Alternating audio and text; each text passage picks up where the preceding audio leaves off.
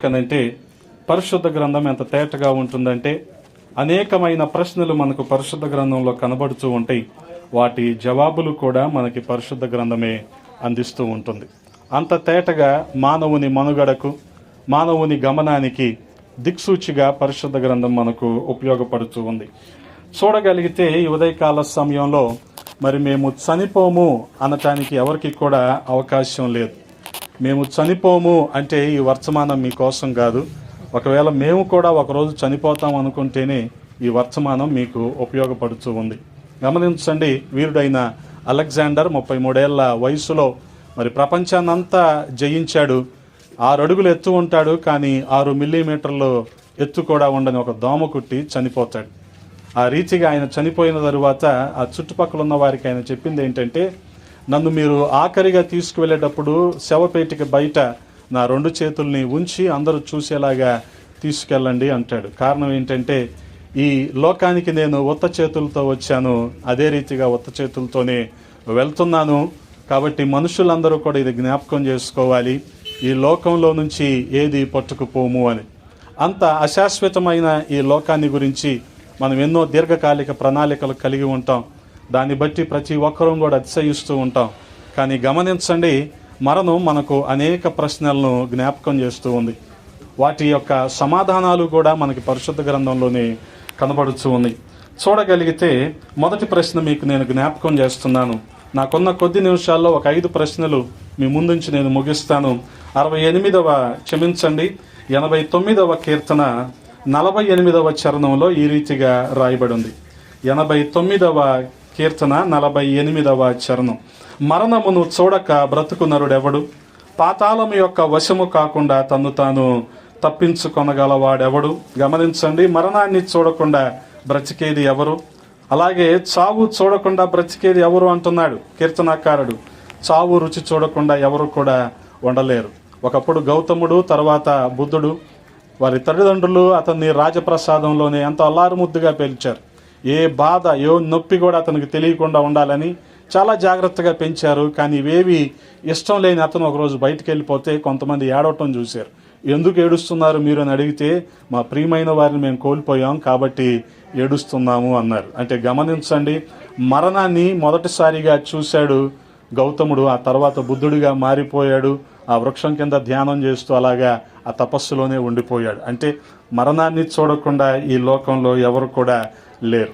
అమెరికాని చూడని వాళ్ళు ఉంటారేమో, ఢిల్లీని చూడని వారు ఉంటారేమో, మరణాన్ని చూడకుండా ఎవరు కూడా ఉండలేరు. అందుకే దానికి సమాధానాన్ని మరి పౌలపోస్తలుడు మనకిస్తున్నాడు. రోమీలకు రాసిన పత్రిక 5వ అధ్యాయం 12వ వచనంలో, ఇట్లుండగా ఒక మనుషుని ద్వారా పాపము ద్వారా మరణమును లోకములోనికి ఎలాగు ప్రవేశించెనో అలాగుననే మనుషులందరూ పాపము చేసినందున మరణము అందరికీ సంప్రాప్తమాయను. గమనించండి, మరణము అందరికీ సంప్రాప్తమయ్యింది. మరణం వచ్చింది అందరికీ. అందుకని యెషయా ప్రవక్త హిజ్కియాతో అనేటప్పుడు, నీ ఇల్లు నువ్వు చక్కబెట్టుకోవాలయ్యా, ఎందుకంటే నువ్వు మరణము కాబోతున్నావు. You are going to die. నువ్వు మరణానికి చేరువవుతూ ఉన్నావు, కాబట్టి నీ ఇంటిని నువ్వు చక్కబెట్టుకోవాలి. ఆ రీతిగా మనం చూడగలిగితే, ఎవరైనా ఎంత వయసు అని అడిగితే హౌ ఓల్డ్ ఆర్ యూ అంటాం. అంటే నువ్వు ఈ లోకానికి ఎంత పాతబడిపోయావు అని అర్థం అన్నమాట. అంటే ఈ లోకానికి వచ్చి వాళ్ళు ఏమంటారు అప్పుడు దానికి సమాధానంగా, I am 10 years old, 12 years old అంటారు. అంటే నేను ఈ లోకానికి వచ్చి 12 ఏళ్ళు పాతబడిపోయాను, లేదా 20 ఏళ్ళు పాతబడిపోయాను, 40 సంవత్సరాలు పాతబడిపోయాను, కానీ ఏదో ఒక రోజున నేను మరణానికి చేరువవుతాను అని. ఆ రీతిగా మనం చూడగలిగితే వెంకటరత్నం గారు కూడా అనేక జ్ఞాపకార్థ కూడికలకు హాజరయ్యారు. ఈ రోజున ఆయన జ్ఞాపకార్థ కూడికకు మనం వచ్చాం. రేపొద్దున మన జ్ఞాపకార్థ కూడికి ఎవరు వస్తారో మనకు తెలియదు. అది గ్రహించుకొని మనం జీవించినంత కాలం కూడా దేవుని భయము కలిగి యథార్థంగా నమ్మకంగా జీవించాల్సిన అవసరత ఉంది. అంత మాత్రమే కాదు, మరొక ప్రశ్న యోబు గ్రంథము 14వ అధ్యాయము 10వ వచనంలో రాయబడి ఉంది. అయితే నరులు మరణమై కదలలేక పడియుందురు, నరులు ప్రాణము విడిచిన తరువాత వారేమైపోతారు? గమనించండి, మరణాన్ని చూడకుండా ఎవరు ఉంటారు అంటే ఎవరు ఉండరు. అందరికీ మరణము సంప్రాప్తమయ్యింది. అదే రీతిగా మరణించిన తర్వాత ఏమైపోతారు? ప్రాణము విడిచిన తరువాత వారేమైపోవుదురు అంటున్నాడు యోబు భక్తుడు. వాస్తవానికి మన పరిశుద్ధ గ్రంథంలోని 66 పుస్తకాలన్నిటికంటే ముందుగా రాయబడింది, 66లో ముందుగా రాయబడింది యోబు గ్రంథం. అప్పటికే ఈ ప్రశ్న ఉంది, మరణమైన తర్వాత, చనిపోయిన తర్వాత మనుషులు ఏమైపోతారు అని. అందుకనే జ్ఞాని అయిన సొలొమోను అంటున్నాడు ఈ ప్రశ్నకు జవాబుగా, ప్రసంగి గ్రంథము 12వ అధ్యాయము 7వ వచనంలో అంటున్నాడు, మన్నైనది వెనుకటి వలనే మరలా భూమికి చేరును, ఆత్మ దానిని దయచేసిన దేవుని యొద్దకు మరలా పోవును. మన్నైనది ఏమైపోద్ది? వెనుకటికి మరలా మన్నైపోతుంది. ఆత్మ దాన్ని దయచేసిన దేవుని దగ్గరికి వెళ్ళిపోతుంది. దేవుడు ఆదామును ఏ రీతిగా సృష్టించాడో మనం ఒకసారి జ్ఞాపకం చేసుకోగలిగితే, మరి ఆ చేతితో ఆ మంటిని తీసుకొని తన పోలికలో తన స్వరూపంలో ఆదామును చేశాడు. నాసికారంధ్రాల్లో జీవవాయువును ఊదినప్పుడు అతను ఏమైపోయాడు? జీవాత్మ అయిపోయాడు. ఆ రీతిగా ఆ మన్నైన మనిషి మరణించిన తర్వాత మరలా మంటికి వెళ్ళిపోతాడు. ఈ రోజున మట్టిని మనం తొక్కుంటూ నడుస్తున్నామేమో, రేపు పొద్దున మనల్ని మట్టిలో పెట్టాక ఆ మట్టే మన మీద ఉంటుంది. ఈ సత్యాన్ని మనం మర్చిపోకూడదు. వినటానికి చాలా విడ్డూరంగా, విచిత్రంగా, ఇదేంటి ఇలా మాట్లాడుతున్నారు అనుకోవచ్చు, కానీ ప్రతి క్రైస్తవుని నిరీక్షణ ఏంటంటే ఏదో ఒక రోజున మనం మరణిస్తాం, మరణించి ఆయన చెంతకు వెళ్తాం. అప్పుడు ఆత్మ ఎవరి దగ్గరికి వెళ్తుందంటండి? ఎవరు ఇచ్చారో ఆయన దగ్గరికి వెళ్ళిపోద్ది. ఏం చేస్తుంది ఆత్మ? వెళ్ళిపోయి నీ మీద నేరస్థాపన చేస్తుంది, నిన్ను తీర్పులోనికి తీసుకొస్తుంది.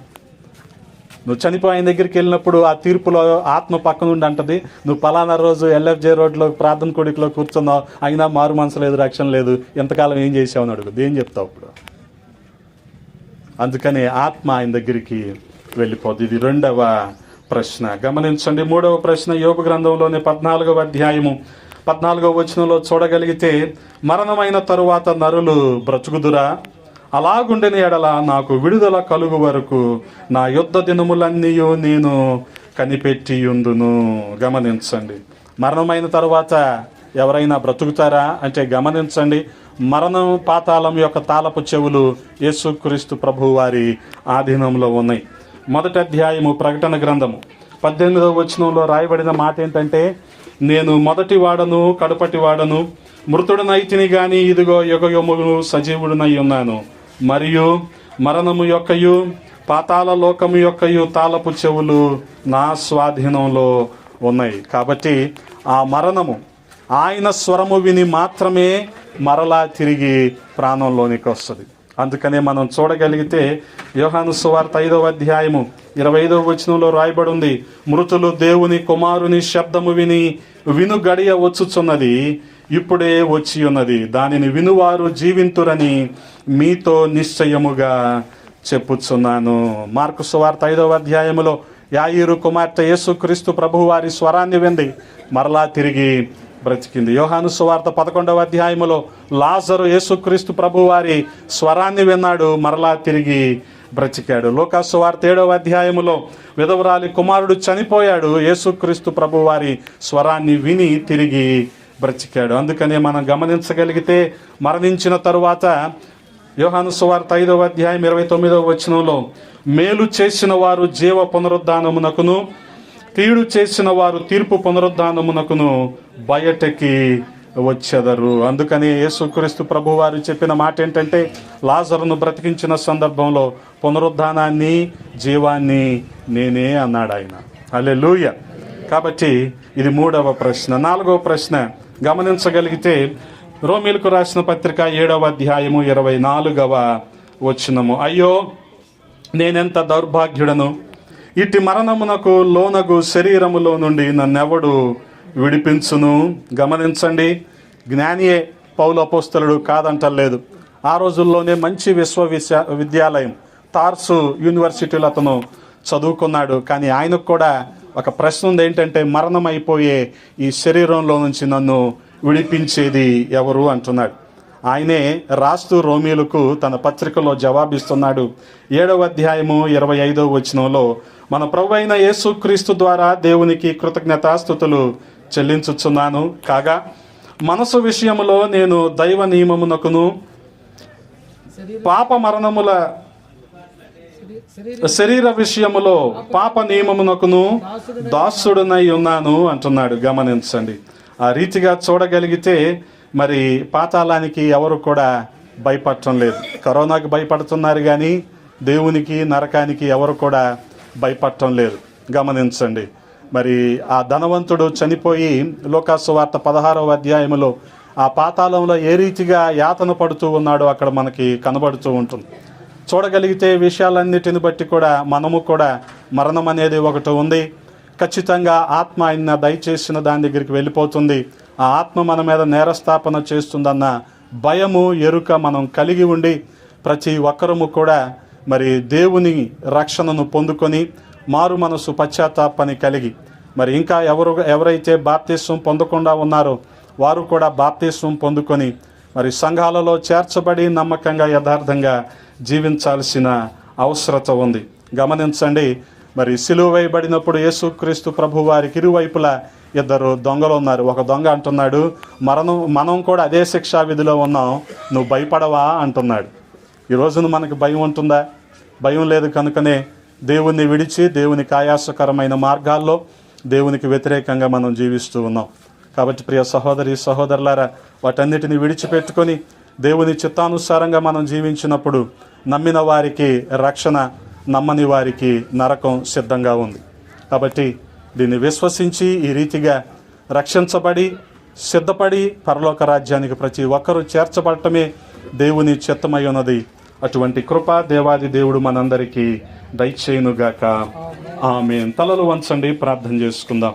పరిశుద్ధుడా, ప్రేమ కలిగిన తండ్రి, ఈ ఉదయాన్న కొద్ది మాటలు ధ్యానించడానికి కృపనిచ్చారు. స్తోత్రాలు రాజా. ఈ రీతిగా తండ్రి మా పెద్దలు ప్రియులు వెంకటరత్నం గారు మమ్మల్ని విడిచి వెళ్ళిపోయారు నాయన.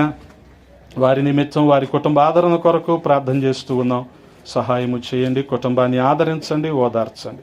మీరే వారి లోటును ప్రభా తీర్చండి. మీరే ఆ కుటుంబానికి తండ్రిగా, పోషకుడిగా, నాయకుడిగా ఉండమని బతిమాలుకుంటూ ఉన్నాం.